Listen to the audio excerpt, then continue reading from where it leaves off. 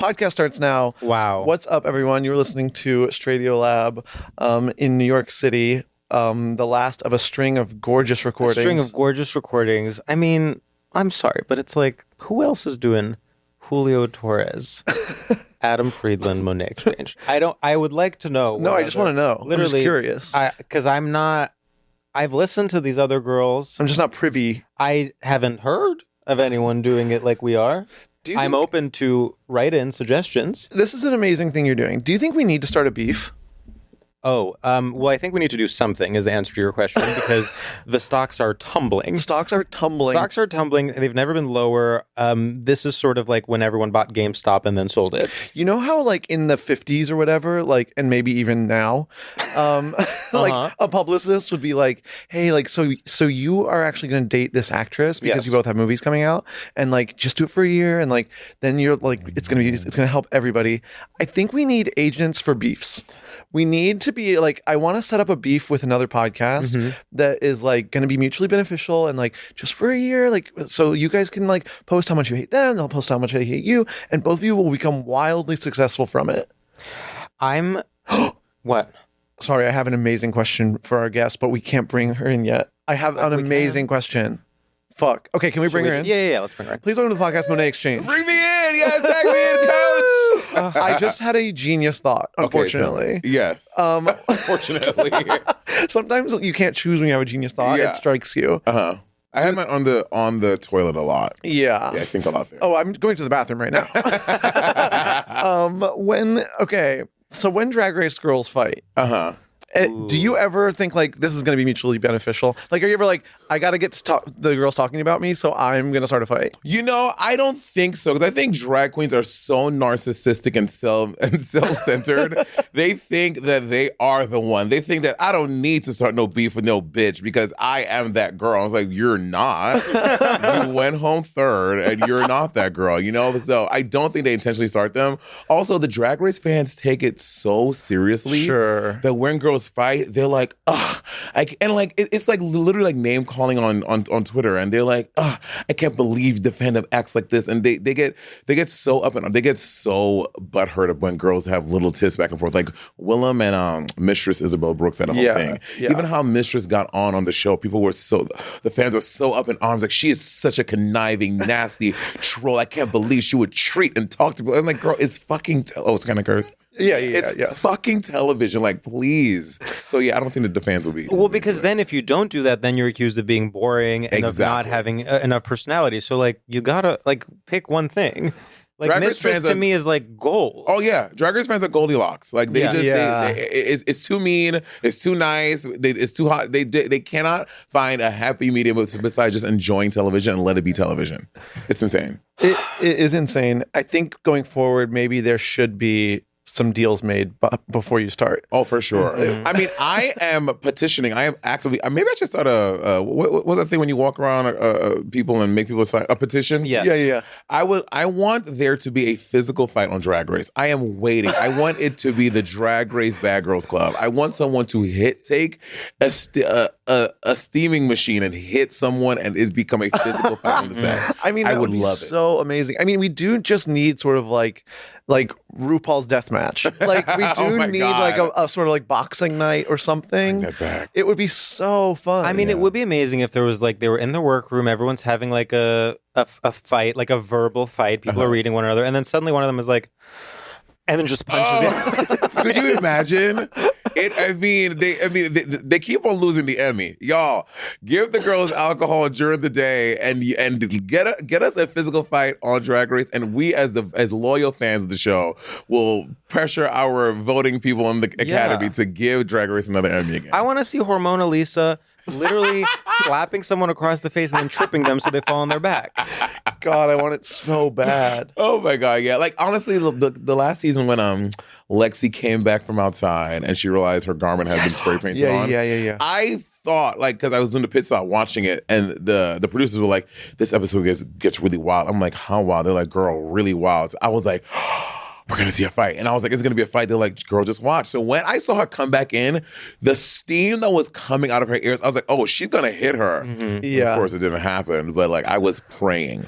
Well, you do raise an interesting point with the alcohol, because something people forget about like the Real Housewives is that they're all blackout drunk. Hello? And everything that's happening, and this is a testament to how great of a show Drag Race is, they're all sober. So everything you're seeing, they haven't even had like one martini. Yeah, you're right. You're right. When it does get close, it's because they're in Untucked, where you do get drinks. But what y'all don't know is that they limit your drinking in How many? You get 2. Oh, that's nothing. Yeah, you're barely getting started. Exactly. And I'm a tank girl. It takes me at least 6 vodka sodas to feel something. Okay. Yeah. So, I mean, they're on an empty stomach, I have to hope. this is true because you are on an empty stomach, but still, and I feel like they too watered down. Although RuPaul he has those House of Love cocktails, the tangerine margarita, baby. 2 RuPaul's House of Love tangerine margaritas will get you right. Really? Yeah, they did something with the measurements and the algorithm on that drink that really got to get you fucked up. It's great. Well, that's amazing to know. And y'all want a podcast beef? I mean, please beef with Sibling Rivalry so we can stop fighting each other. I know. My God, We would love yes. to beef with you. Yeah, Oh my God, we're down. But you would win. Sorry, but it's like Well, that's true. I need someone a little. We need bit someone in our weight class. in our weight class, because I do feel like we can't really be going up against like Drag Race girls, and the top ones. Like it's like I'll beef with Hormona.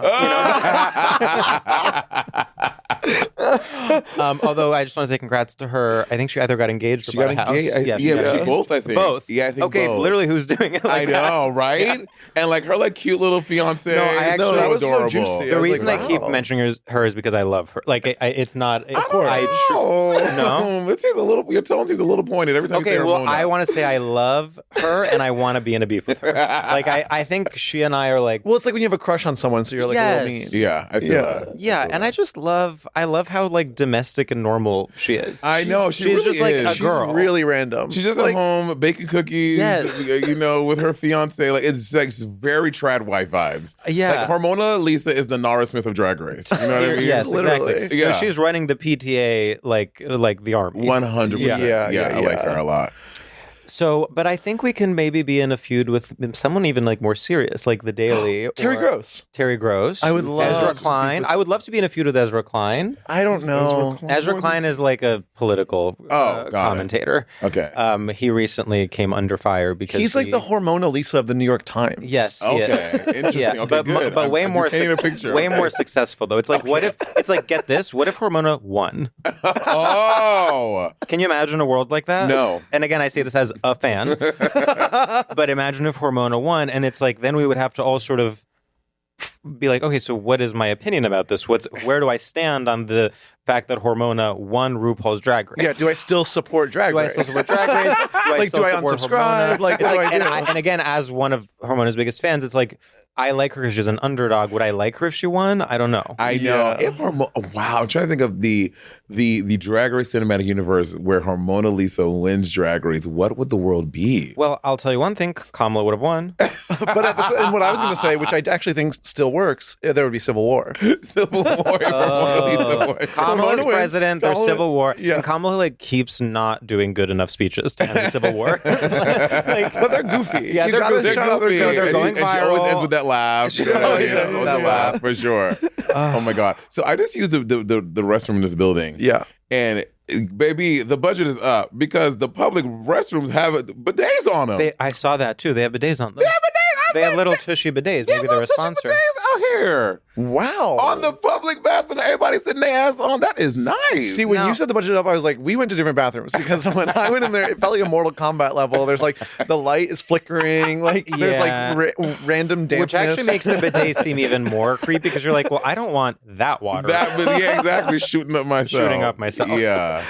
Yeah, I was like, oh my God, a bidet in the public restroom. Oh my God, is this Japan? I What's literally, going on? it's about time. Yeah. It's about time. Honestly, I think that would be Hormona's first act as a Bidets everywhere? Bidets everywhere. Oh, well, As a that's ring fun. queen. should And let- maybe that would solve the Civil War. They should let Drag Race winners make one law. I agree. Ooh. Just one law. But is it only for the queer community or is it for everyone? for everyone. For everyone. Yeah. Okay. What would your law be? Yeah, what would your big I law was gonna say, what be? would mine have been? I think mine would have been to universal regulations on who can ask for tips after service. Oh. Because the other day I went to my dry cleaner and I picked up a pair of pants and he swiveled that damn iPad at me and said, tip. I said, baby, tip for what? Tip for what? And then because I felt prayer pressure, I'm like, oh my god, look at you being like some fucking 1% raggedy bitch. I was like, I tipped in $5. I tipped my dry cleaner too. I tipped the $5 on a $10 thing. I was like, I just paid $15 for these pants. This is crazy. Yes, that's an amazing law and genius. I have to say, I went to a dry cleaner / tailor recently for something. I got leather chaps off of, I got them off of eBay. Cute. They're like vintage leather chaps. Cute. They're way too long though. Oh, okay. And I was like, okay, so I had to get them tailored. I was like, where could I possibly go? So then I had to go to this random man and be like, he's like, oh, what are those? And I'm like, oh, they're leather chaps. And he's like, do you want to put them on? And I'll show you how. And he's like, what are you going to use them for? And I was like, I don't know. I was like, the way I was pretending what was are you so use them crazy. For is a crazy thing. It's like, I'm going to wear them. Yeah. But it was also like, I had to literally pretend I don't know what they are. I was like, I don't know. They're weird pants I found. She'd be like, I'm a cowboy I'm going to ride my goat. Yeah. I don't know. Just tell him something. It was so shameful. Yeah, why are you accosting me with all these questions about my articles of clothing? I'm here to pay you. Exactly. And possibly why tip. am I under attack? Yeah. I might tip. I wanted it looks like he's not getting a tip on the iPad anymore. I wanted an anonymous experience. This is like how, when they do ads for Hims, they're like, don't have that awkward conversation with your doctor. Oh just get online. Yes, Hims. Every time I see when I'm on the subway here, especially, I see the ads. I'm like, should I get Hims? So, are they a daily multivitamin? I think they have different products. Oh, okay. I think it's anything. Imagine a really insecure straight man. Anything they might want. So there's hair loss. There's erectile dysfunction. There's general vitamins. Which again, for a man to consume them, they have to be marketed as for men. Otherwise, he's like, well, what am I? Got it. Right. Yeah. Oh, it's kind of like fucking dude wipes. Yes. Yeah. I'm like, you're paying roughly $2.50 more for baby wipes. Yeah, or it's like how a deodorant, the scent is stainless steel. So you know what I mean? It's like, why don't you want to smell like lavender? Hello? That's an example of a positive scent, a scent that people like. There's also the thing that I saw the other day at the CVS. Have you ever seen these female pens?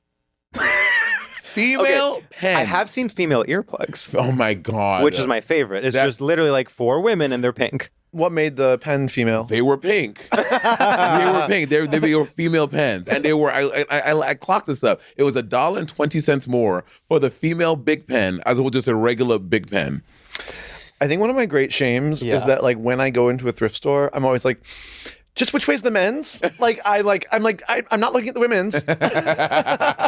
I always am like, and this is for men, right? It's I don't know why. It always is my big thing that I'm like, just to be clear. Yeah. And I'm like, if I found a women's shirt that I liked, I would wear it. But for some reason, I'm like, I'm not trying to. Oh my God. It's weird. It's my bad. favorite thing. I'll walk into an Anthropologie or something in Iowa, and my big black ass, I walk to Anthropologie and I'd be right at the dresses. I'd be like, isn't that size 10? And everyone's like, for who? I'm like, for me, bitch. It's a prairie dress. Oh, girl, literally trying the most ridiculous things I would never wear because I'm not even an Anthropologie kind of girl, but just to fuck with the system, I'd walk in there with my big wide back and I would shove that dress over these big ass shoulders and I would step out in the mirror like, and just pose and luxuriate in the moment. Love it. You're doing something that I've always wished I could pull off, which is blazer with rolled up sleeves. Totally. This is my first time attempting this. So really? It looks really good. Thank you. Really good. And I always have thought it's so chic, but I actually tried doing it the other day and it didn't work for me. Really? I feel like you could pull that off. Thank you. Yeah, I think you could as well. I think that the kind of blazer is... It has to be a little oversized. Exactly, yeah. Because it can also read weirdly feminine. Not that that's a bad thing, but it can read feminine in the sense that you're like, oh, I'm Emrata and I'm so skinny that I have to roll the sleeves of this blazer. And I love Emrata. Yeah, but I just don't want to. She's the hormonal Lisa of models.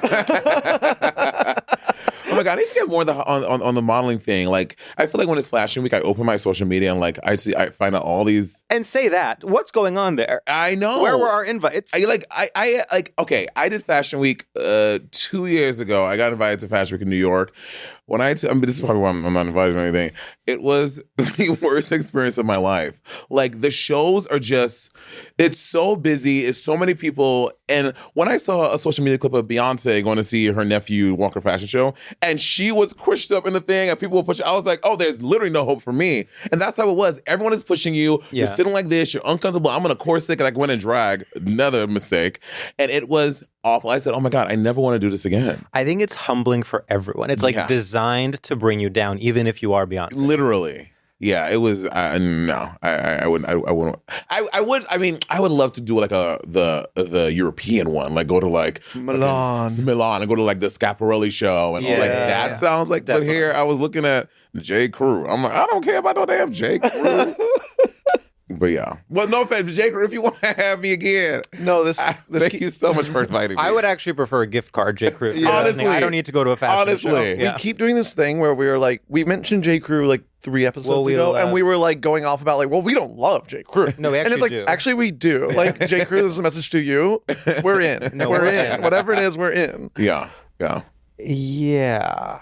No? No. I'm thinking of Fashion Week because it is one of those things that I both, when you both want to be invited to the party but also resent it. It's like I like being on the sidelines being like, you dumbasses. But then I'm also like, I want to be there. Yeah.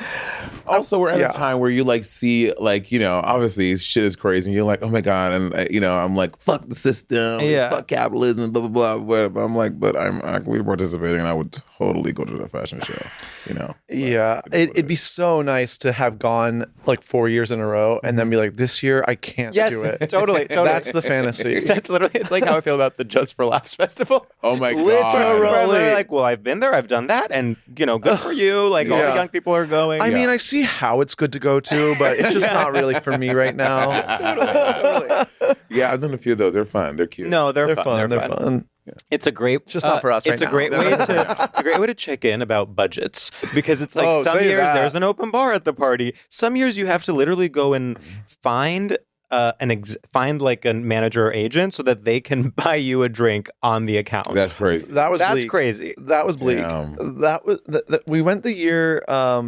The most recent time was like the strikes were happening.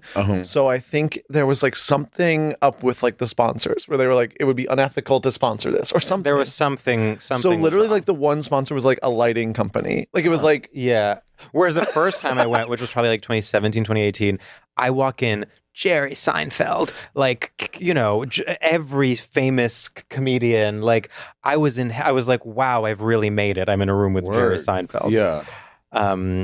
Wait, something just said. No, go ahead. No, go ahead. I forgot. Oh.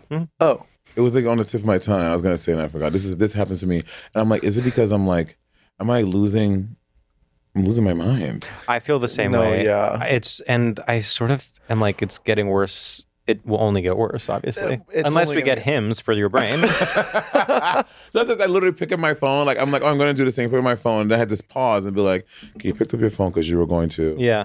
And which is so bad. Like, I'm like, is it aging or is it the things that we're using that are making me like inept at doing these things? I don't know. You can't square that circle. It's a lot. Sometimes I feel like we talk too much and that like makes it impossible. Maybe. I do think that's true. Yeah. I find that I'm running, I like forget who I've told what because I'm just like always kind of free associating. Yes. And like last night I hung out with a friend and like I was talking about someone to her and then like 3 hours later I started talking about that same person to her again. She's like, no, I know. And I was like, oh my God. I know. Oh my God. Like my mom, like God bless her, she will tell me the same, but then I'm like, oh, maybe it's a genetic thing. She will tell me the same story. Like I'll call her 3 times throughout the week and every time. And by the 3rd time I'm like, yeah, I know. And I finish the story. She's like, oh, well, don't make me feel bad. I'm like, well, don't tell me the same story 3 times, girl. I'm like, I don't want to make you feel bad, bitch. You keep on telling me the same shit. I know. See, this is interesting. When we were talking about the laws before, I was thinking one law should be like like you have to tell someone when something they can change is off. Like if there's like something on their face or something in their teeth. Yes. Like or like their collar's messed up. Like you should have legally you should have to tell them. So it's like no hard feelings. No hard feelings. God. But then like I'm like, we actually don't have the language to like your mom telling the same story to be like, hey, this is wrong. Like, hey, like we don't have the correct language to be like, I'm correcting you lovingly. Yeah, I know. Yeah. That's the way it should be. And I'm against mass surveillance for the record. But if there was a way to make it a technology where it's like, it beeps if you have food on your teeth. It beeps if your lips are super chapped. It beeps if, you know, it's like your shirt doesn't Literally, we need facial recognition for stuff in your teeth. Yeah, and it can be password protected. Like, I don't want the government to have access to like whether I have food in my teeth. I mean, but yeah, I mean, I have been in that situation so many times. I want to say something, but there's something about it's just like it's just so weird. Like one time, I was dating this guy. This is like a second date we were on, and we were at this restaurant in Hell's Kitchen, hanging out, had dinner. Leaving dinner, and we're like walking down 9th Avenue and talking to him. I could see, like, you know, when you're talking to someone and like just like the spit is starting to like gather in the corner of their mouth. Yeah, fuck, I hate that. And I'm just talking to me, and like literally, I'm not even looking in his eyes. I'm literally looking at it. I'm like, and then I'm about to get on the train, and he like goes to kiss me. I did not want to kiss him because it was like so. The skin on the back of my neck was literally crawling over my head, and I did it anyway, and it was I pretended to go down in the subway. When he walked away, went back up, went into the Dwayne Reed, bought some mouthwash, and I felt so grossed out by what I had just did. So I made myself uncomfortably almost sick because I couldn't bring myself to say, hey, you got something on the corner of your mouth. Yeah, wipe that mouth. How do you not feel it? You don't feel that. I feel like was he drinking? Because sometimes I feel like when I'm drinking, and that's when that really happens. Yeah. I think we definitely had dinners to drink, but I was drinking and I have it. or although when you see it on someone, then you start checking yourself. I'm talking. I'm like, yeah, because I'm trying to like signal like, hey, but no, nothing worked. I'm constantly eating bagels. And I'm like, with a mustache, it's one of the most dangerous things you can do. Well, one of the reasons I don't have a mustache, well, I guess I now do, but like, I in the beginning of having a beard, my biggest fear was that food would be stuck in it constantly. Oh, and it's stuck in there. And whenever it gets longer, it always happens. And talk about something no one tells you. So you're telling me I have a giant crumb right here and no one all day has told me? And then you have to be one of those people that's like married to your napkin and you're like, bite, nap. And you're like, that's such a gross look. Well, bring back the handkerchief. Men of a certain age always carried a handkerchief. Yeah. And it was for things like that. It was to, maybe wipe the corner of a mouth, maybe get the crumb out the beard. And they did it, and it was, bring back the handkerchief. I think our generation has forgotten the handkerchief. We need to bring it back. Our generation has forgotten a lot. I know. But let's focus on the handkerchief. Let's start one thing at a time. Next stop, universal healthcare. Should we do our first segment? Yes, let's. Okay. Ooh. So our first segment is called Straight Shooters. And in this segment, we're going to ask you a series of rapid fire questions. It's basically this thing or this other thing. And you just have to pick one. And the only rule is you can't ask any follow-up questions or we'll scream at you. Okay. We'll create a new law. Okay. Okay. It's just about that. Okay. Okay. Monet. One kiss is all it takes. Or son, this is a huge mistake. One kiss is all it takes. Lauren Boebert or frozen yogurt? Frozen yogurt. Dirty fingernails or wordy fairy tales? Oh, wordy fairy tales. Hung like a horse or black lung sounds kind of gross. Honestly, black lung. I like kissing a smoker. Okay. The radical left or sabbatical out west? Sabbatical out west, for sure. No, wait. Radical. I was like, yeah, I'm left. No, radical left. Oh, yes, please. Having a need for speed or jiving to some Lou Reed? Need for speed. I used to get tickets all the time in the city for driving fast. Okay. Chef's kiss or yes, piss? Oh my God. You're going to king shame me on this podcast? No. Well, it was yes piss, not no piss. Oh, celebrating. Yes. Oh my God, one time I hooked up with this guy on Jacked, and I came over to this was a year before the guy forced me to fist him. Anyway, so I'm at this guy's home, and we're in the living room having a good time, blah, blah, blah, blah. And he was like, let's go to the bedroom. I'm like, sure, we go to the bedroom. Baby, there were tarps down. And the bed I was like, what was going on? And he was someone who enjoyed being urinated on. Of course. I mean, it's more common than you think. I know. But I mean, I think I was taken aback by the preparedness. Yes. I was like, wow, you have thought this through and you engage in this often. You don't want to ruin your things, so you have prepared us for the situation. You know, there's something, okay, you know the preparedness paradox where like, okay, so it's this thing where like in COVID, it was like we need to prepare and like wear masks so that this doesn't spread. But then because it doesn't spread, people are like, we don't need to wear masks. It didn't spread. Yeah. And so you're in this like loop where you like, if you prepare, it looks like you over prepared because it worked. Mm-hmm. There's also something in like sex world where there's a preparedness paradox where you like, if you prepare too much for the thing, it then becomes unsexy and then the thing won't happen. 100%. Yes, I agree. Yeah, no, and it's tough because, well, actually, wait, final question. Papa, Oh, sorry. And then the podcast is over. no, but I want to talk more about this. Papa, don't preach. Or Mama, let's go to the beach. Mama, let's go to the beach. Wow. Yeah. Is that, Wow. You're done, right? I'm done. Okay, we Sorry, rank I our fucked it up. no, you're not at all. We rank our guest performance on a scale of 0 to 1,000 doves. It's named after the Lady Gaga song 1,000 Doves. Is that from Joanne? It is Chromatica. from Chromatica. But I would see So how you're losing a thematic- point there. I mean, that was an amazing I performance. thought that was an amazing performance. I would definitely say over 800.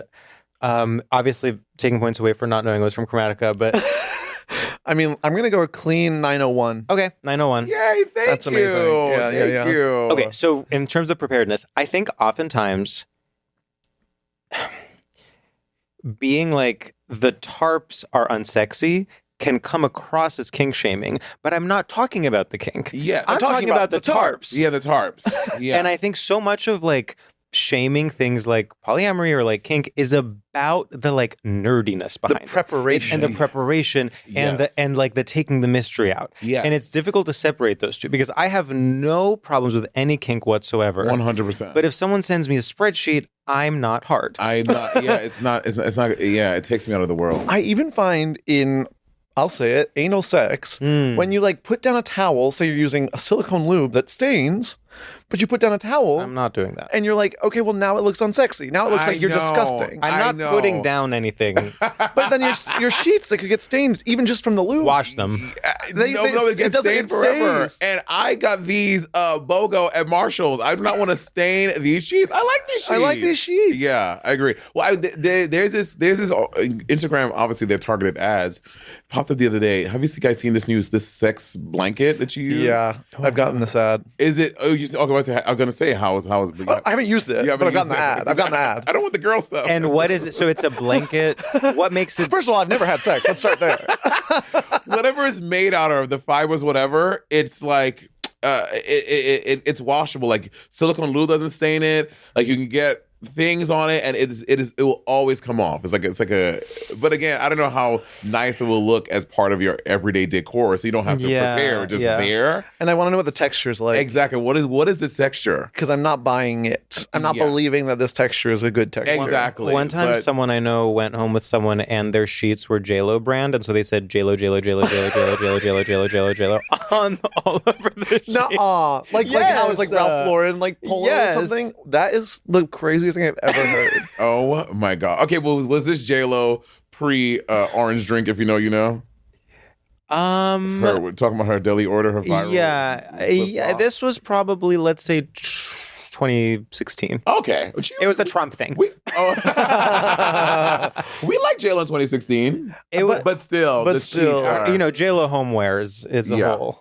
It's very like I just came out as a gay guy, and so I have to, I guess, get JLo sheets. Get JLo shit. Yeah. So I was also like I was also dating a guy who had recently came out, and he had like everything was rainbow. And again, obviously, big fan of the rainbow. Celebrate. Love the rainbow. Yeah. But when I tell you, like it's very like new gay. I just need to just really just show everyone. I was like, girl, we get it. No, there was a I shouldn't say this because maybe it can get back. Say it. Sometimes, like I went to the home of a gay guy that had recently come out, and he had all 3 of Andy Cohen's books displayed as though they were like coffee table books. Like it was like, and here they are. No.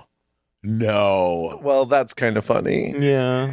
Yeah, like, but he wasn't because it was funny. He was he was like that. This clearly he had read them. Like they were probably influential. He had read them after coming out. Whatever. It just is a funny.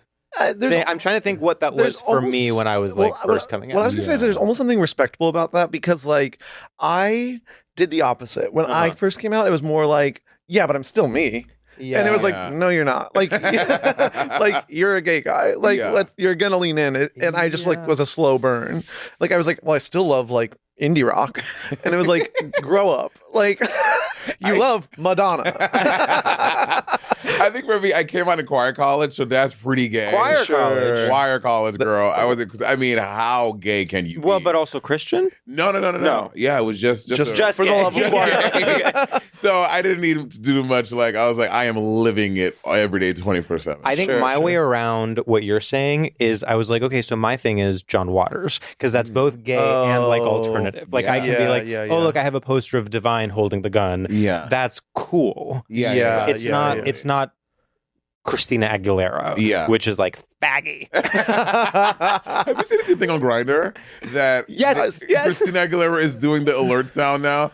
Come on over. I was like, that is wild. And she's, I think, specifically advertising her tour or her shows or something on Grindr. I mean, there's something with the splintering of our media ecosystems, which we're guilty of. Oh, of course. Totally. All gay people are. Yeah. Of course. They are driving the wedges.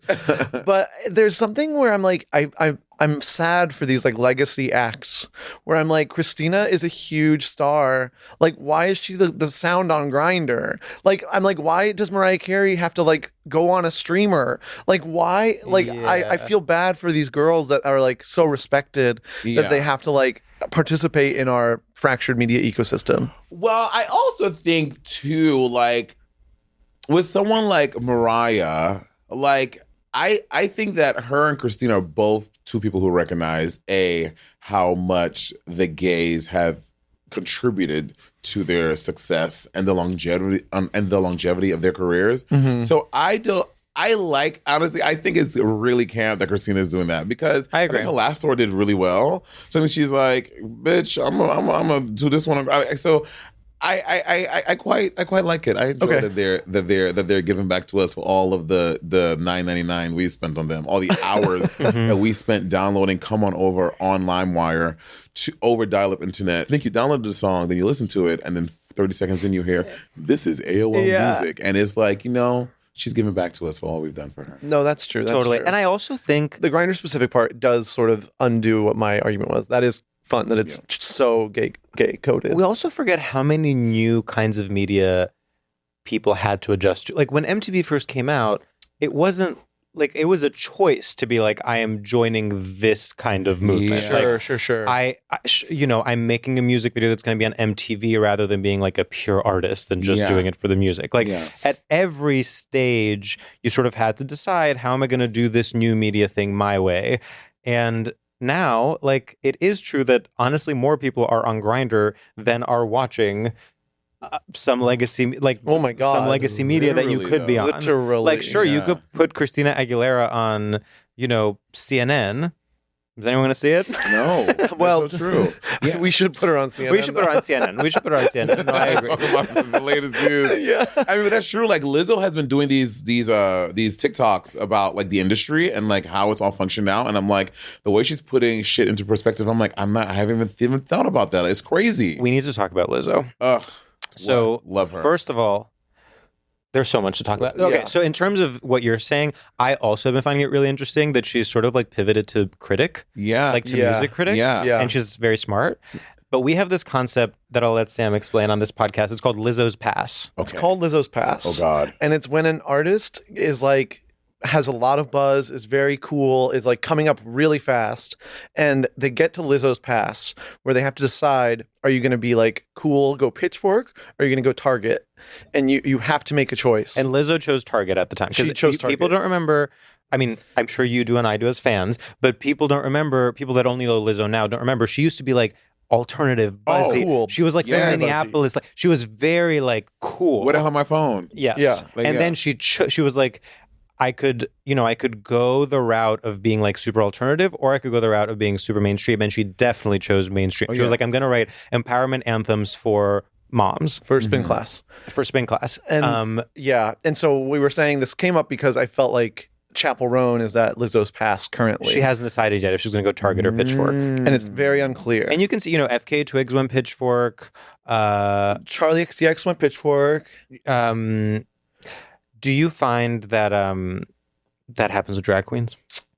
Ooh, does that happen with queens? I think like when you talk to someone like Lady Bunny, who has a very,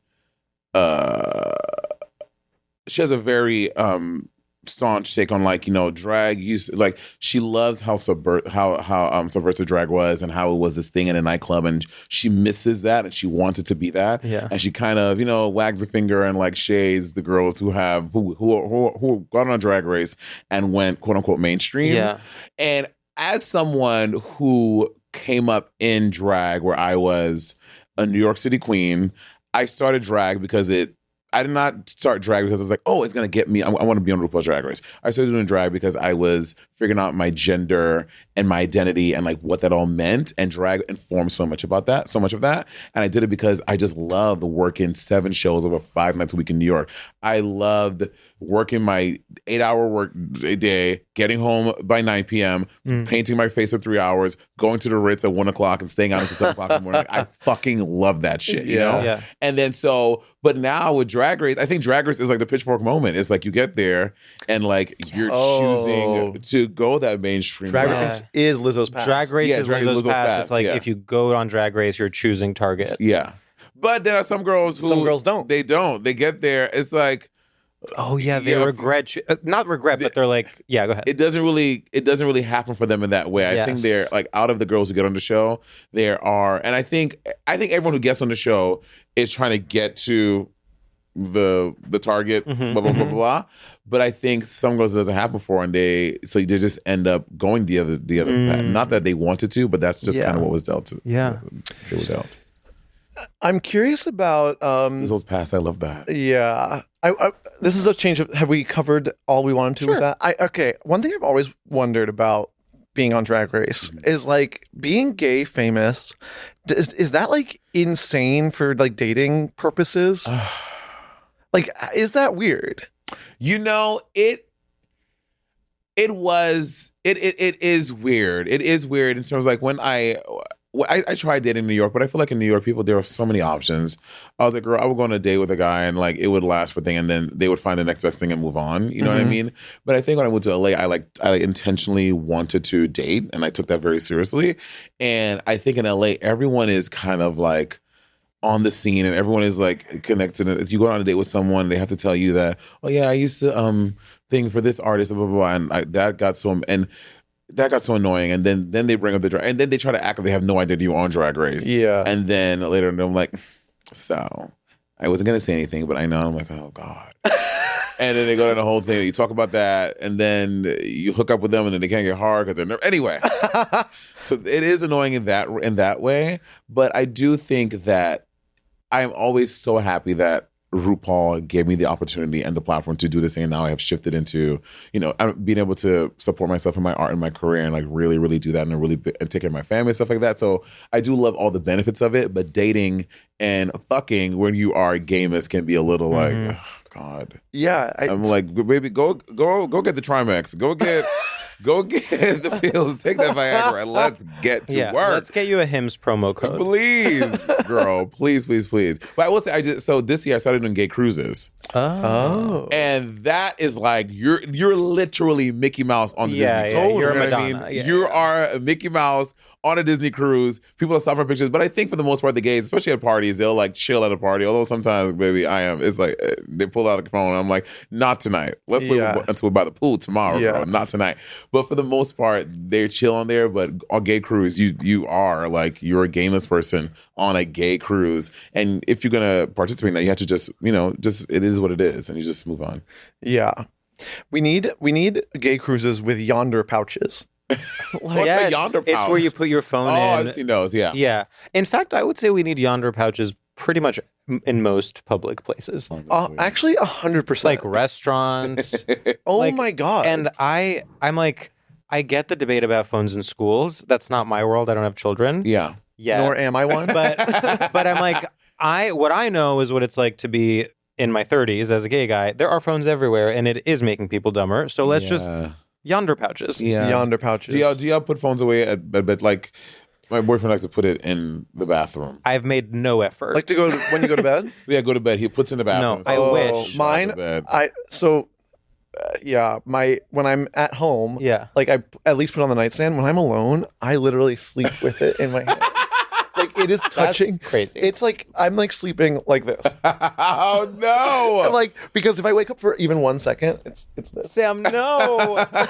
Sam, I have to. I think of me as the more phone addicted and social media addicted one, and even I don't do that. It's like when I can't sleep, I know it's the number one thing you're not supposed to do is like start looking at your phone when you can't sleep. Yeah. But that is the first thing I do because I'm like, well, I can't sleep. Time to look at my phone. Yeah, I'd agree with that. Yeah. And it's like, but sometimes it does get my mind off of things and does help me fall asleep, which is why I like don't put it further away because I'm like, I don't want to disturb myself by like getting up and moving it. Like, oh my God. I just want to fall asleep with it right there. Well, I like to listen to a podcast. Like, there's nothing to me that really puts me to bed than listen. Not in a bad way, in a great way, because I'm obsessed with her. Yeah, what are your most boring podcasts? No, but listening to Joy Behar. Oh my God. I love Joy Behar so much. She is one of my favorite people I do not know. I'm obsessed with Joy Behar. No, I love Joy Behar. So I just love listening to her. I'm a big View fan. I listen to The View every day. And they have this thing called The Behind the Table. And every time it's her, she does an episode a week on there.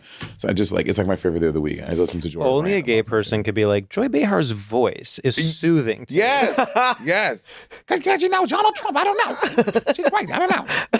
I once went to The View as an audience member. This was a very long time ago. I've told Sam this story a million times, but it was the worst day of my life because the guests were Newt Gingrich and the SpongeBob musical. Oh, God. So I'm going in, I'm thinking maybe they'll have Lucy Liu on. Maybe they'll have like Kelly Rowland on. Like, and we're told it's Newt Gingrich. Newt Gingrich is... I remember that episode. Yeah. I think Megan was still on the show at that point. Yes, she was still on that show. The Meghan McCain years of The View are some of my favorite television. Crazy. It is chaos. Like, and now they retell, like, they say often now, they're like, this cast is great. Everyone gets along so well. We just love it. It's been so long since the cast gets along. I'm like, y'all are obviously talking about it because Meghan McCain was insufferable on that show. And the way that Whoopi, Joy, Sunny, all of them would have to pretend and have to sun her live on air. That episode when Whoopi goes, girl, please stop talking. And Megan's like, okay, have you seen the clip of Whoopi where Megan goes on this like long rant about being an American and then Whoopi goes, okay. No, that's to die for. It's so good. It's so good. The American experiment is the way to go. And if we have two American women, Meghan Markle and Oprah Winfrey, who are single-handedly finishing what George Washington and our revolutionary counterparts did, I'm all for it. Okay. I went to The View once as an audience member, and like in between acts, they like sometimes will talk to the audience. And I've told George this story, but there was a person who stood up and was like, "Whoopi, I just want to say, like, your one person show like meant so much to me, and my best friend who was dying of AIDS, like he watched it every single day, and like you meant the world to him." And she goes, "Yeah, a lot of people like that." About Whoopi. Whoopi is so unbothered. I was like, this is the craziest thing I've ever seen. So unbothered. I love it. That's my one regret is that when I did All Stars 4, that I didn't do a Whoopi in person. I do a great Whoopi and I do a good Joy, and I'm so mad to not do it. You should have done Joy. I should have done Joy. That would have been really funny. Joy would have been great. Oh my God. I mean, Whoopi would have been great too, but I think Joy, like you you're in a as red Joy, wig, would I'm be laughing. so funny. I know. Just move my little red wig. Yeah. Like, you know what I mean? Whoopi, because you know Whoopi, when she gets out there, she's like talking to them. She's like, okay. Yeah. Like I would have Whoopi would have been great. And I would have enjoyed. So those are my two big regrets ever in Drag Race. Oh my God. Should we do our topic? Yeah. We don't have to. We're chill over We're here. being so chill today. I love yeah, it. we're being so chill today. chill. We like, sometimes we get to the straight topic and I'm like, I fucking hate that this podcast is about straight culture. But you know what? After straight people deserve the attention that y'all give them to like. Well, fucking it's like, shit. you know, when we They need started it. this like 6 years ago or whatever, it felt fresh to be like, we're analyzing straight culture. And now I'm like, all right, what's next? Boat shoes. George, you can't do this. Okay, so Monet, what is your straight topic and what would you say is straight about it? Ooh, my straight topic would be fishing. Okay.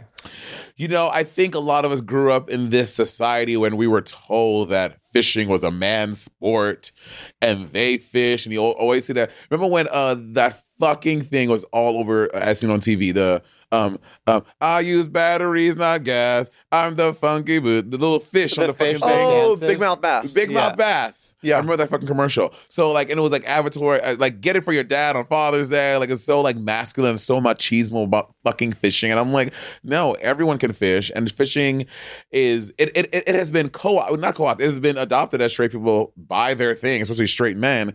And I just hate that. Yeah.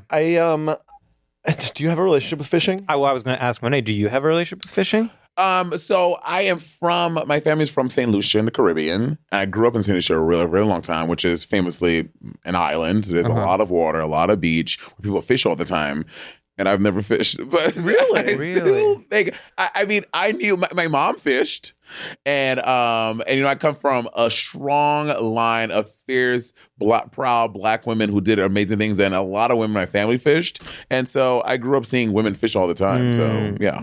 Wow. Do you have a relationship with fishing? Yeah, because I lived in like rural areas, and like one place we lived in, we had like a pond, and we would like go fishing, and I liked the calm. Like if there's anything that is LGBTQ plus about fishing, it's sort of like sitting and reflecting and being like, I could like see it. really getting into your thoughts. Okay. But then you're shaken out of it by a violent tug, and you realize I'm actually ruining a fish's day, and maybe even life. I know, it's awful. And to have to pull them in, it was so impossible for me not to think about like being pulled in by the mouth. Like I was like, damn, this is nasty as hell. And the thing is, I always felt so gay because I would be so like, I liked fishing and there was something reflective about it. But then as soon as the fish was there on the hook, I was like, ew, ew, ew, ew, ew, ew, ew.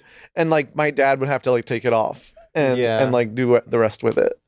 So my family is Greek, and I partly grew up in Greece, and so I was just there. Beautiful. Where were you? I went to Athens, Santorini, and Mykonos. Oh, so you did the big ones? Yeah. Was it so crowded? It was Santorini was really crowded. Insane, yeah. Mykonos wasn't that bad. Okay. But Santorini was really No, crowded. Santorini is crazy. I haven't been in like, I don't know, 15 years. It's like, I feel like you get like agoraphobic or something. Yeah.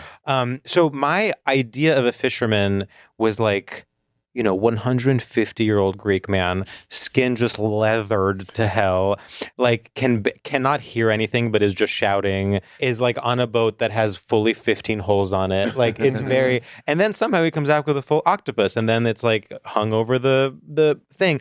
And so when I'm in America, it's very different for me to think of like the American idea of fishing, which is very like Oakley glasses around your neck. Well, there's two forms I feel, because there's like country fishing, which like, you know, you're on a quiet pond, and then there's like Florida ocean fishing, which is the Oakley shades thing. Right. And that's more like almost rich show off, like I have access to a boat. I see. I am like so strong. Is it those fan boat things? Is that what you're talking about? I'm thinking more about like the fancy boats that like go out into the ocean. Oh, okay. That's what you're saying. Oh, interesting. Okay. Because that's so Oakley's and like rich guys And like Republican. and Republican. Very Republican. And like being like almost like I'm going to try to catch the biggest fish I can. Yeah. And if it's not big enough, I'm throwing it back. Whereas like the fishing I was doing was more like we're on a pond or lake, and like you're catching like little guys. And are you eating them? And sometimes you're eating them. Okay. Okay, so talk to me about fishing in a pond.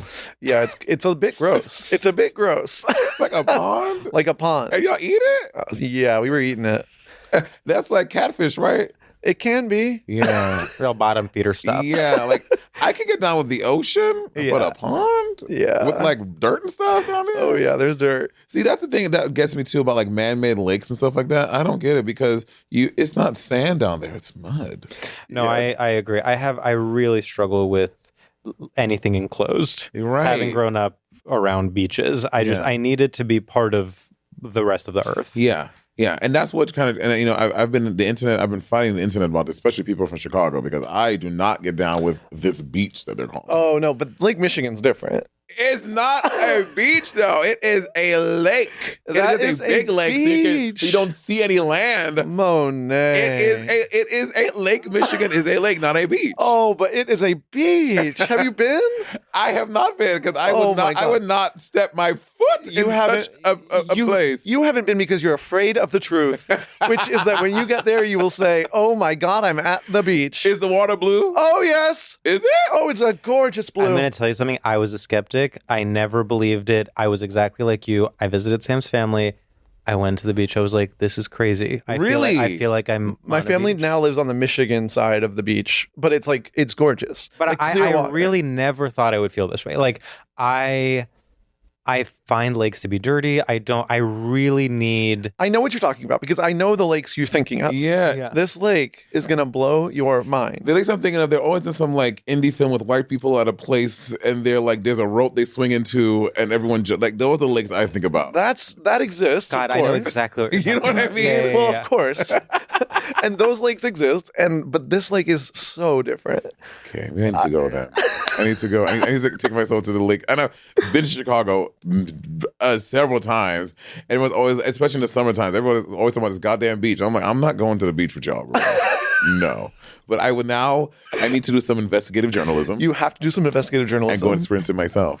Okay? Yeah, I'm excited for you to go to the beach there. Okay. I mean, don't get me wrong. The Chicago side is a little dirtier, but in the same way that like a New York City beach is a little dirtier than like well, that's not, the New York City beaches are fucking horrible. they're disgusting. Like, you know, I mean, I love them, but you're swimming in sewage. Yeah. No shade. Like, we both come from places where beautiful. They're tourist destinations. They're tourist destinations, you know what I mean? So, you know, and I'm born, I lived in St. Lucia from that time I was 1 until 10. Then I moved to New York, and I lived here until I moved back to LA. And so I've been in New York for the past 20 years, and I'm like, you know, when I first went to Reese Beach, and when I first went to the Fire Island Beach, I'm like, are y'all fucking really gonna get in this goddamn brown seawater? That's crazy. When I was in the Pines, decided to go in just to like say I did. I got injured. Well, The wave smashed into me. I smashed onto my hip, and then I came out and I was bleeding. Jesus Christ. I said, See? I'll see you in Santorini. Yeah, no. No. I don't well, fucking I've New York always beaches. been fine. Okay. Also, you get into the New York beach, you are going to grow gills. You are No, going literally. To grow, No, you're look going to be like, shape of water. You're going to go shape of water mode. You literally, you're gonna look like the thing at the end of the substance. You're gonna look like Demi Moore. Just, no. Well, What's straighter, hunting or fishing?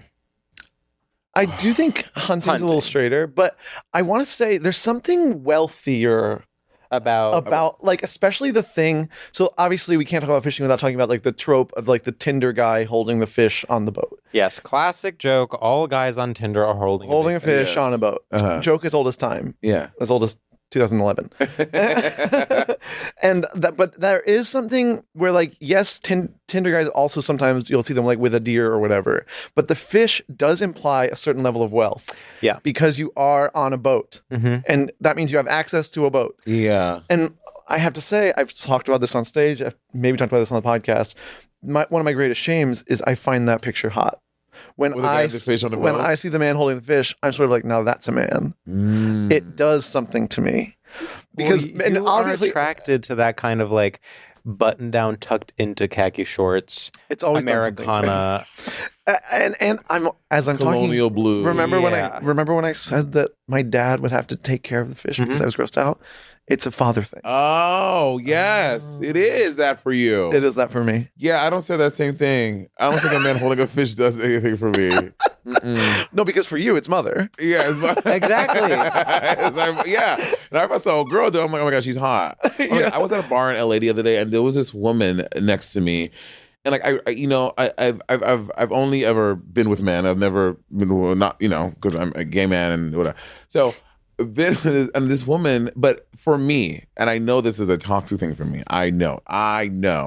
But if you are above 6'2", I don't care if you look like the bottom of my shoe. I will suck your dick. I am just into tall people. How tall are you? I'm 5'11". Really? Yeah. Well, I have this have a little heel. So Yeah, I'm a you little look. taller. Yeah, you're giving taller. Well, I'm 5'11" and 3/4. And then so I'm at this bar and ordering a drink, and then I feel this looming presence next to me, it's covering me, like just a shroud over me. And I look over, and it is this woman that was. I think she was like 6'9" or something like that, right? And she was an ex-volleyball player for the women's U.S. volleyball team or whatever it was. Yeah. And then I looked up at her and I legitimately almost climaxed. I was so turned on by what I saw.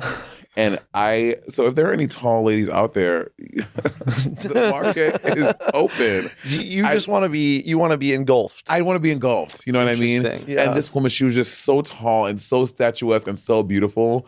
She was the hottest person I've ever seen in my life. That is so interesting. Well, people are either horses or ponies. And I think everyone. Have you heard this? I've heard dogs or cats. I've never heard horses or ponies. No, this is something I made up. But I feel like there's two types of, and I think we're both ponies, and I think you're a pony. Am I? You're giving pony. Yeah, I'm a pony. Yeah, I'm a pony for sure. I'm a pony. You're a crossbreed. It's like a horse and a pony. Like I'm a mule? Oh, Jesus Christ. Oh, my God. You have a donkey? I'm a mule. No, you're not a mule. Yeah, mule ass bitch.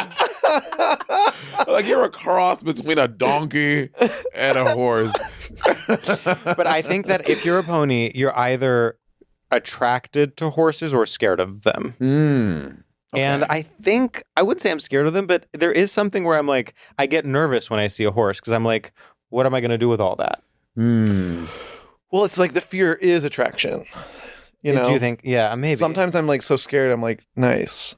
Yeah. Well, I'm also, it's like when someone is so large where I'm like, wow, your like leg, I could like hug it.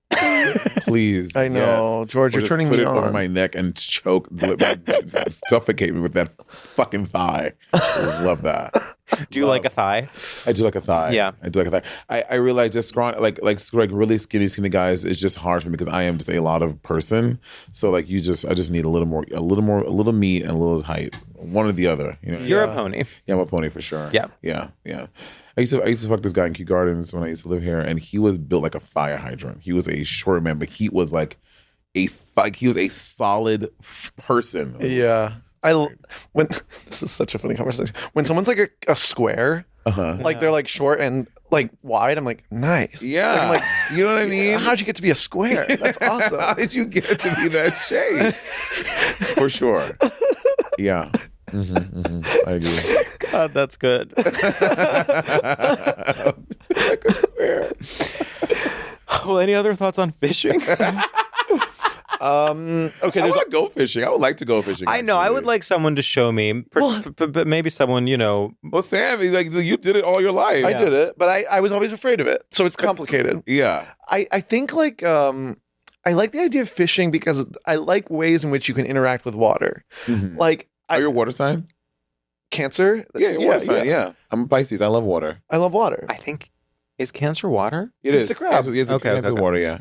But like fly fishing sounds so romantic to be like standing in water and being like Do you guys know what that is? Wait, no, what is that? You like hold up the fishing line and you sort of like whip it around, and it's supposed to like mimic how like a fly moves on the water so that a fish will like come up and get it. Oh. And but you stand there for a while, and it's like sort of an all-day experience of like standing in water.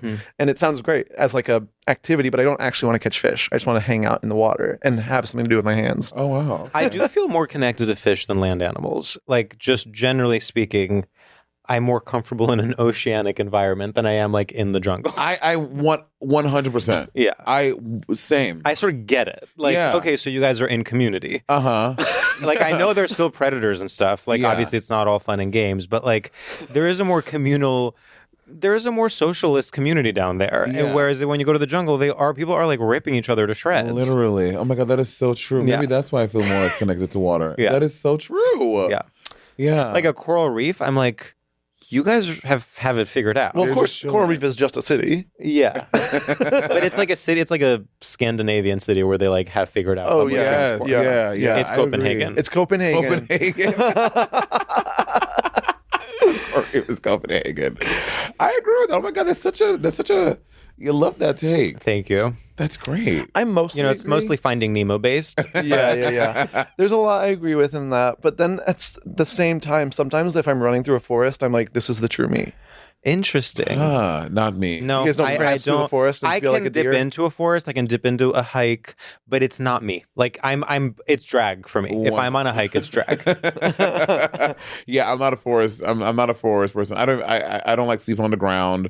I would sleep on the ocean. I would sleep on a beach. I would sleep on a beach. But I would not sleep in the woods on the forest. Like I don't want that. I feel like there's so many things that can happen to you there, and That's No, true. I don't want to hear whoo. yeah, I don't want that. thank kind of you. want to hear who.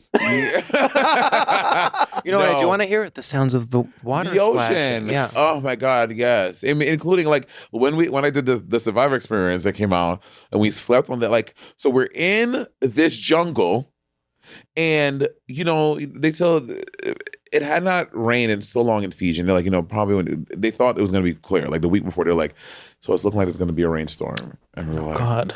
oh my That's God. always the worst parts of Survivor when they're The standing worst in the rain. part, right? So we get out there and we're doing the thing, and like we did it from 10 a.m. on like a Friday, let's say, until 10 p.m. on a Sunday night. So we were there for 48. That's more than 48 hours. Oh shit! It was like 72 hours? no. Wait, tell everyone. Okay, what is this called? Oh yes, okay, yes. So this is called the Survivor Influence. It's called the Survival Influencer episode. Okay. They brought 8 influencers out to Fiji, and they brought us there to film a 48-hour Survivor experience. And like the full thing, y'all. We had to build our own shelter. We had to build our own fire. We had to make our own food. Like it was literally that. And I was like, oh, they're bringing influencers out. They're going to. I mean, they're not going to be crafty. They're gonna be a crafty day where we can get.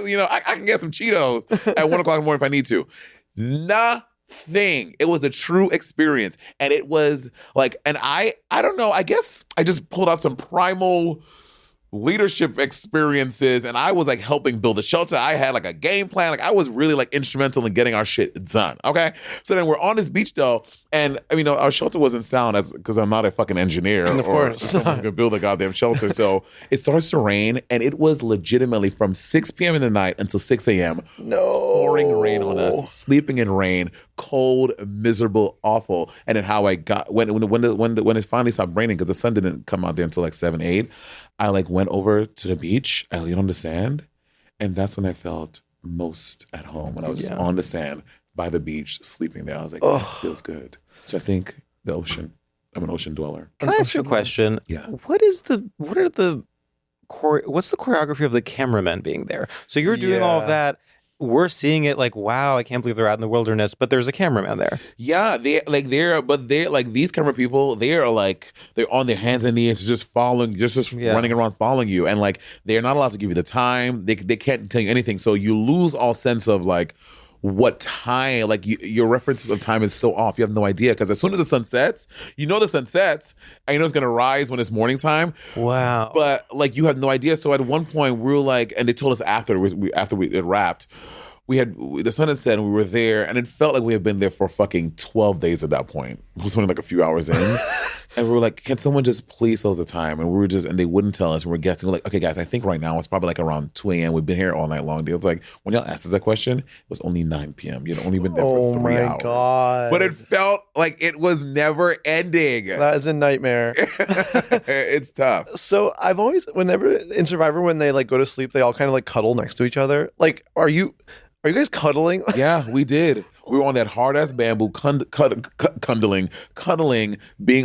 We started to get stinky after 24 hours. Well, I'm sure. So we're just there, wet and cold, funky as hell, cuddling for heat because it was so cold. Oh, And you're like, you're in Fiji, it's hot. No, girl, when the sun sets in Fiji, it's cold. And it's breezy and rainy. It was cold. I mean, don't get me wrong. When the sun sets in LA, I say this is the coldest I've ever been in my whole life. I know. And then you see someone in New York in a Balenciaga coat and 18 scars. Like, bitch, it is -2. I know, but yeah, LA thins your blood though. Since I went to LA, I become a weather wimp. Oh, I'm weak as hell. I'm so weak now when it comes. And I mean, yeah, I got to get back here. yeah. I got to get strong. But But I will say this though, Chicago. People, in my humble opinion, Chicago is brutally cold. People are like, well, you lived in New York. I'm like, but yeah, Chicago's a little different. Chicago's colder. Like the way like the wind comes into your bones when it's fucking cold in Chicago, it feels like it is. It's like there's no escape. You're like, I'm going to die here. Yeah, that's what it feels like. Yeah. But yeah. Huh. So do you think you could ever do the full Survivor run? I think I could. Really? I think I could. I think that, I think I have this. I think I have the what it takes to get through a whole run of Survivor, and I think I'd win because baby, my social game was. Oh, I'm sure. I'm sure it was so good. Wow, it was just charming. You just gotta say some nasty shit to somebody and just laugh afterwards, and that's how I do. Like, oh my god, she's just Monet. That was wow. Do we have any final thoughts on fishing? Can we all take a fishing trip together? Yes. Let's do Do it. people fish on Fire Island? No, not that one. Oh my god, can you imagine? I've never heard of that happening. The gays have a sport, have a team, everything else. The gay dodgeball, gay volleyball, gay football, do gay fishing. It's harder to eroticize fishing because all those other sports, it's like half fetish. Also, Well, yeah, and they would also get distracted and have sex on the boat. It would just be like, okay, so the boat is sinking. We haven't caught any fish. If they were like, we're doing like boat sex tours, I'd be like, no, that sounds nice. That does sound nice, actually. I'm into that. Gay cruise, that's gay fishing. No, we're all gonna go on a big boat and we're gonna go fishing. Oh my god, I can't wait. I can't wait. Well, the thing with getting the chum or is that the worms and the lure? There's something dirty about it. It's all dirty. Yeah, it's all dirty. And then when you caught the fish, well, you didn't fuck it, but like y'all had to like clean it and scale it, do it yourselves. I was always scared of it. I couldn't do it. Get the guts out and stuff. I couldn't do it. It's too gross. And honestly, I didn't even like eating it because I was like, I know where it comes from, the pond. Yeah, the pond. That damn pond. I just had the earnest thought to myself, God, I wish there were mermaids. No, I think that literally every time I'm in water, I'm like, it's just not fair that they don't exist. I know, it'd be amazing if one of them just popped up. I heard it's Christina Aguilera.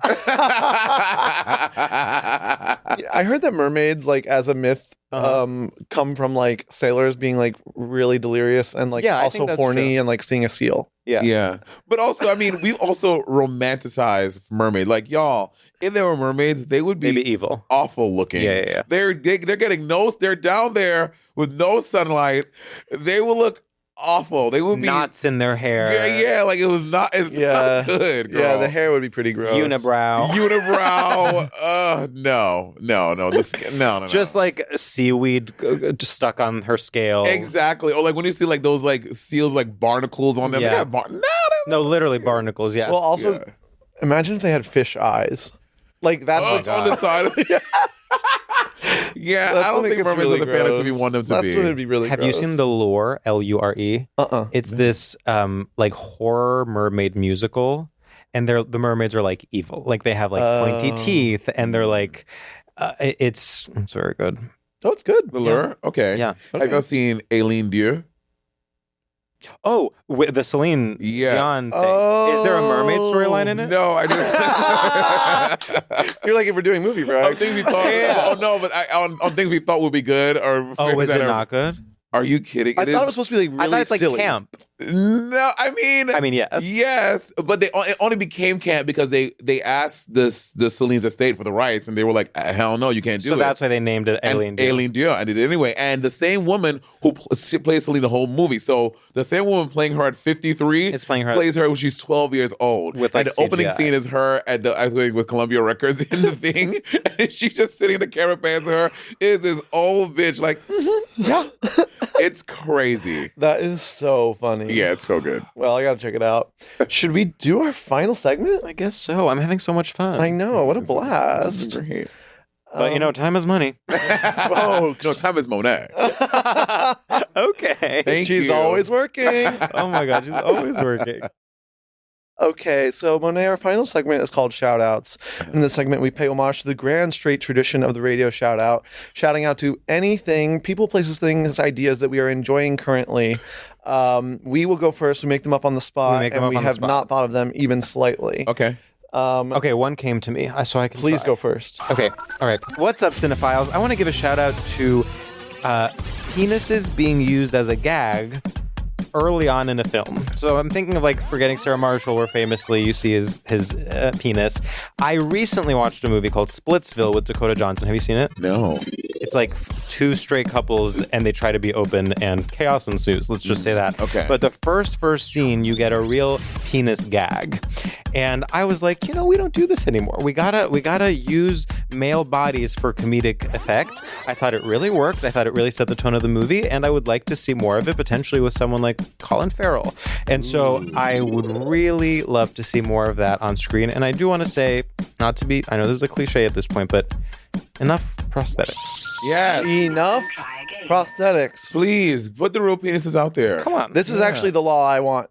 Yeah, no, I would agree. I would agree. Yeah. Good Enough prosthetics. Enough Yes. prosthetic penises. I want to say shout out to our friend, Joel, for Shout not out using a prosthetic when he had his cock out on TV. on TV Ooh. in industry, right? Yeah. Yeah. Right? Fierce. The show's called Industry? Yeah. Joel Look it Joel up. Kim Booster. Look Oh, up- Joel. Yeah. Oh, Joel Kim. Wait, He had his cock out. He has like a steam room scene. I'm going to look it up. I don't know Joel did that. Get it, Joel. Damn, this is so hard. This is where This is where it gets- sixth episode out of 6. We're out of things to shout out. That's why I'm shouting out penises. I have one. You can't go first. That would be wrong. That would be wrong as a host. That would just be inappropriate. What's up, freaks, losers, and perverts around the globe? I want to give a huge shout out to the very plain loafers that I am wearing. George Stunning. complimented my very plain loafers today, and I said, thank you. I was looking for plain loafers, and I found them 5-ish years ago. It's that thing where when I got them, I was like, I know they're not right, and they're like almost so deeply plain and untrendy in any way, shape, or form, but they've aged into something so classic where it's like, oh damn, where did you even get those? They're like little boy loafers in a way that like people are now noticing them because they seem like they come from a different time period. I think it's nice when you buy something and you're not sure what it will be, but you hold on to it for long enough that eventually it makes sense. You have to trust your instincts. Time heals all wounds. Wow. Get loafers now. They will make sense later. XOXO Sam. Wow. I would say, I love your loafers. No, they're Those beautiful. are so cute. Thank you. Yeah, they're great. Appreciate it. And you bought them new. You didn't buy them I vintage. bought them new. Fierce. Yeah, they've aged into a They've very aged nice really loafer. well. Yeah. Look at you. 5-year-old shoes. Fierce. I want to give a shout out. Hey, all you green thumb bitches and listening out there. I want to shout out to all of you plant owners. I have become a plant parent. And I didn't see this for me. I didn't think I had the constitution to raise plants in the way that I have been, but I've been doing a decent job. Now, half of them died 2 weeks ago because the irrigation was off, but that's because I didn't pay attention. But to all of you out there with your plants, supporting them, and they're growing so lovely and greeny and leafy, shout out to you plant owners out there. Wow. Wow. Monet, anything you want to promote? We haven't even given you the floor. Oh my God! Come and see me tell jokes. I'm doing stand up around the this fall, going to places like Buffalo, New York, Oh, wow. and Philadelphia, and Phoenix, and Calgary, Canada, and Spokane, Washington. So go to Monét X Change /live. No, go to MonéXChange.com/live. There it is. To There get it tickets is. and come see me this fall. What Wow. a dream. Huge. Well, this has been a real delight. Thank you so much for doing We're the pod. such big fans. We love you so much. You have good old-fashioned charisma, which is in fact endangered these days. And I want to say, whenever you came on After Midnight, you were such a delight to work with. So fun. It was so good. It was. I missed that show. I know. It's so R.I.P. so good. I had such a good time being there. I'm Y'all so always glad. made it just seamless, easy. You're too kind. Yeah, y'all did. You did. Well, Go see Monet. bye. Bye. StraightioLab is a production by Will Ferrell's Big Money Players Network and iHeart Podcasts. Created and hosted by George Civeris and Sam Taggart. Executive produced by Will Ferrell, Han Sani, and Olivia Aguilar. Co-produced by Bei Wang. Edited and engineered by Adam Avalos. Artwork by Michael Fales and Matt Grubb. Theme music by Ben Kling.